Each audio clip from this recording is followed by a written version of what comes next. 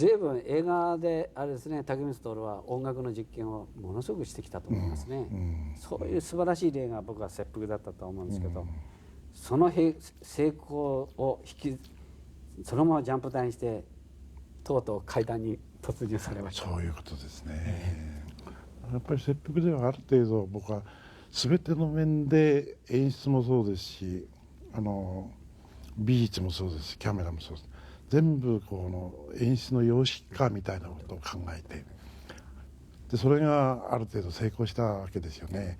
ですからあれをカンヌで見た批評家がギリシャ悲劇にこう例えて批評してくれた人がいたんですけどね、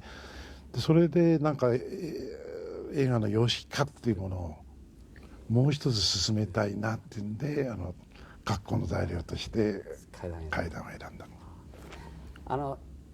キャメラってのはリアルに映ってしまうから、なんとかこれから突き抜けたいっていうのが作家の欲望でありますよね、だからもう僕は切腹、人間の条件がある意味ではそういうリアルな光景だったの、そうしたら切腹がね様式性を帯び始めて、もうこの様式性はとどまらないだろうなと思ったら、案の定階段だっておっしゃったんで、もうこうなってくるとシュールレアリズムからあらゆるこう現実からそこで遠ざかった世界へまっしぐらっていう感じだったんですよ。あの写真はむしろ海外の方が評判良かったね。階段ですか。階段はそうですか。なんかやっぱりなぜかなと思ったら、やっぱりそれほど向こうの方の物質文明っていうものがやっぱりこうピークに来てたんだね。日本人はまだ見えなかったですね。それは見えなかったですね。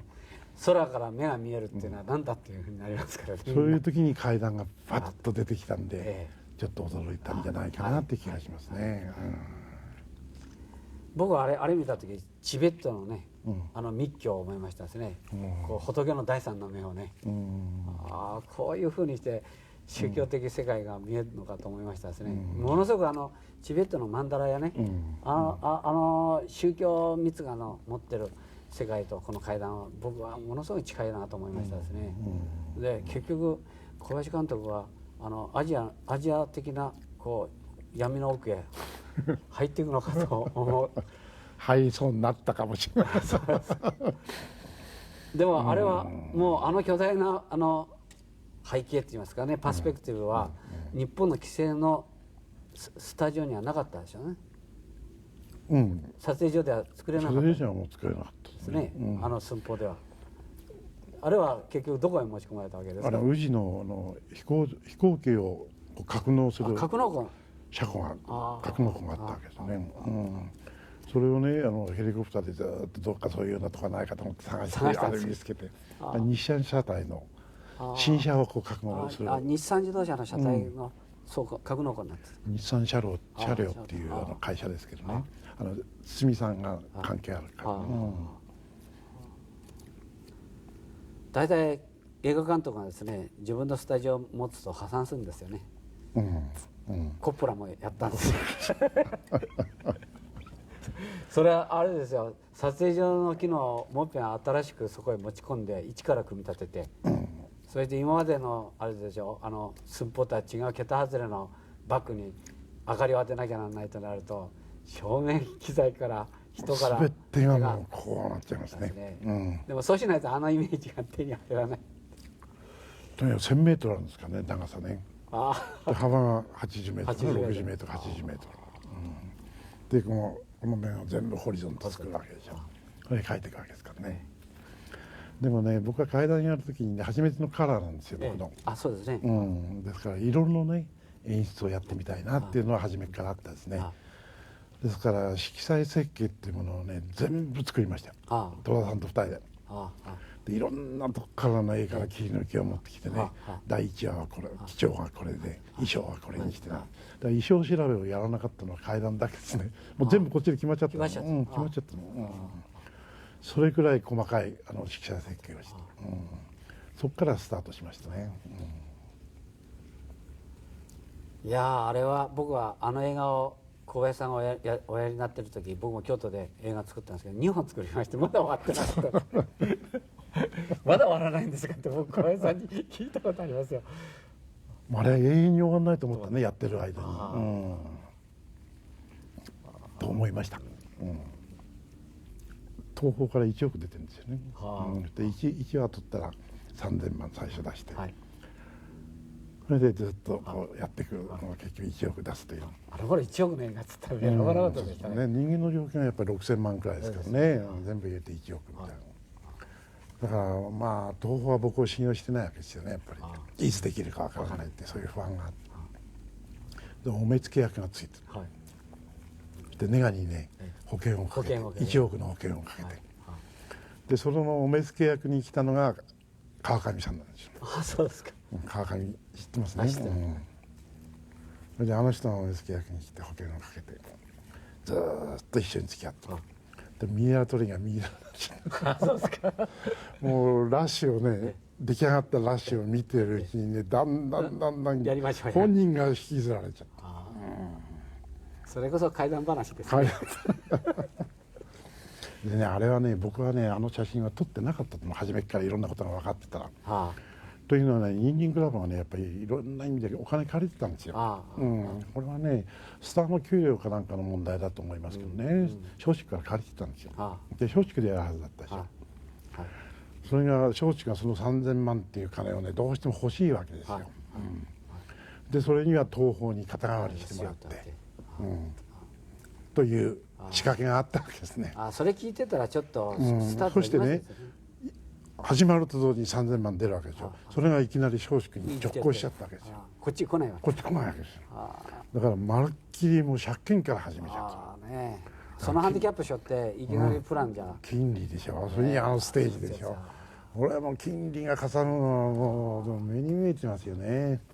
この時はもうプロダクションの責任者としても小林さんは背負われたわけですね。いやその時は僕は階段の時はプロデュースやってませんでしたからね、若月さんみたいな。でそういうことを全然知らないで入っちゃった。結果的にはいいか悪いか分かりませんけどね。めぐら蛇に落ちずっていう、これは差別用語なんだ。知らなかったわけですからね。でも切腹の成功っていうものがあって、やっぱりそこにはもう本当に弾むようなイメージと技術と力が蓄えられてて、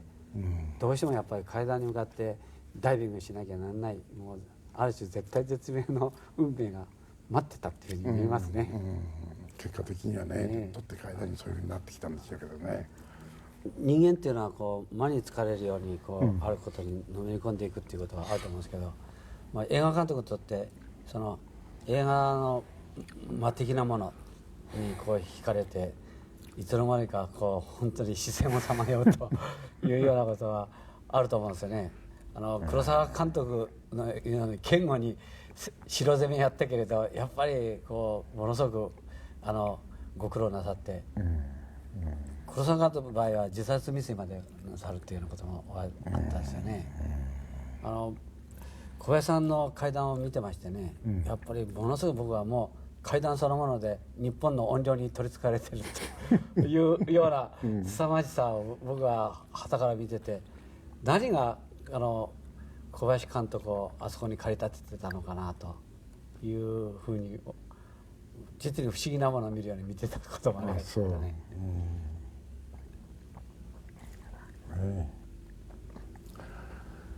まあ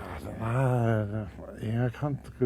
の人は大体一つか二つそういう経験するんじゃないかね、してるんじゃないかね。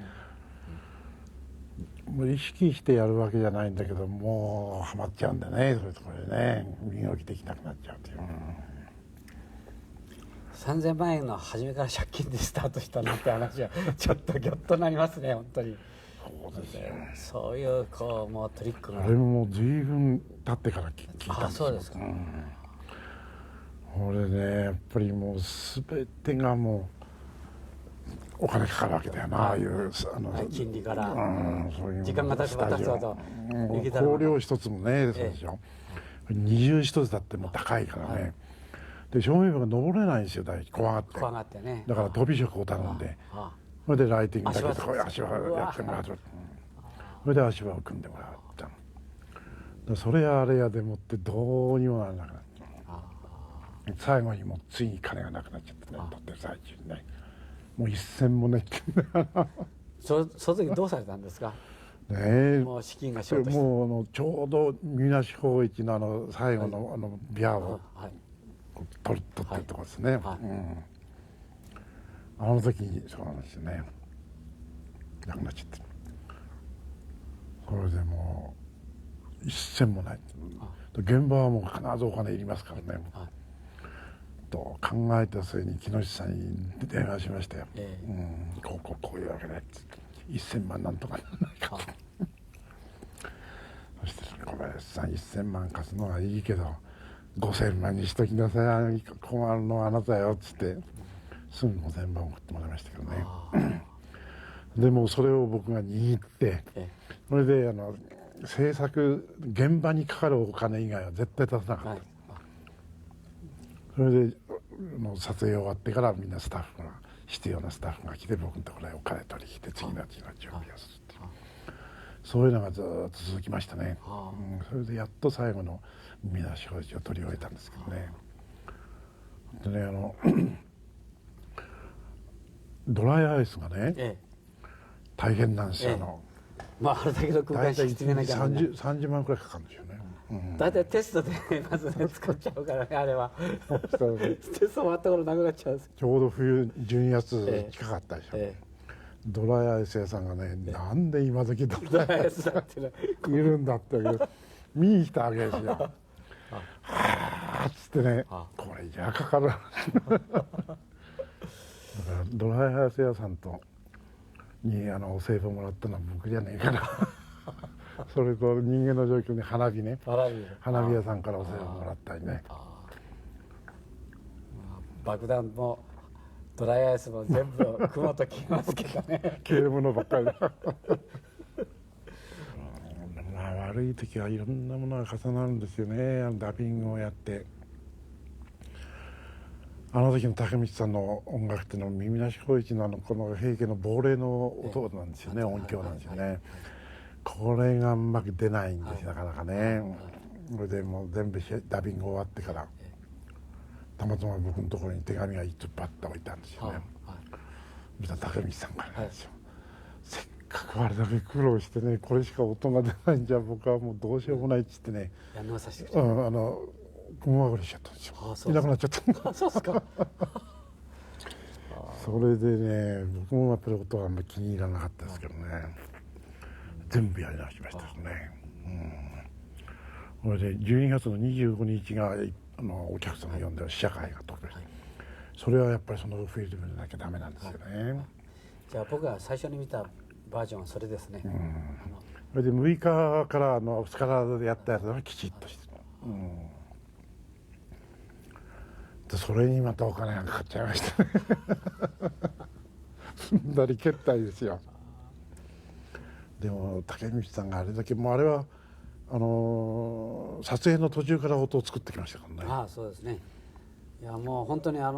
れですよ、血のにじむような音の積み上げをやってましたからね、やってましたからね、草月会館でね、ずーっとやってできたものを持ってきていろいろ聞かせてくれるんですけどね、全部日本の音ですよね、あれね。いやもう映画音楽の中であれだけこうスケールの大きな音響を作ったのは、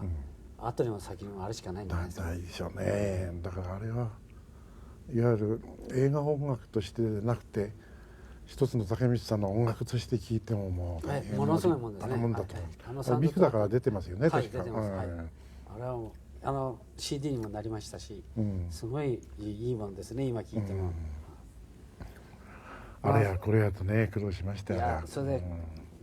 あれはカンヌの映画祭に勝負でかけられたら相手がビスコンティの山猫が、あれは切腹の時。あれは切腹の時だったんですか。階段の時はじゃなくて、なんとか若い新人の写真でしたね。なんとか。いずれにしても西側の外交戦略に足元すくわれるっていうので、でも階段はすごくやっぱりあれじゃないですか、成果を上げた作品で。そうですね、竹道さんと2人でカンヌ行って初めてもう日本で出ない音が出るんですよ。これは嬉しかったあそこのパラスの上映はいいですからね。やっぱり作ってよかったねって2人で顔見合わせたことありましたけどね。いやもう本当に怪談のスタッフのもう悪戦苦闘は日本の映画史に残る、僕は映画人の、そうですね、苦労ばっかり多かったですね。映画人の壮絶な戦いの一つだと思いますけど。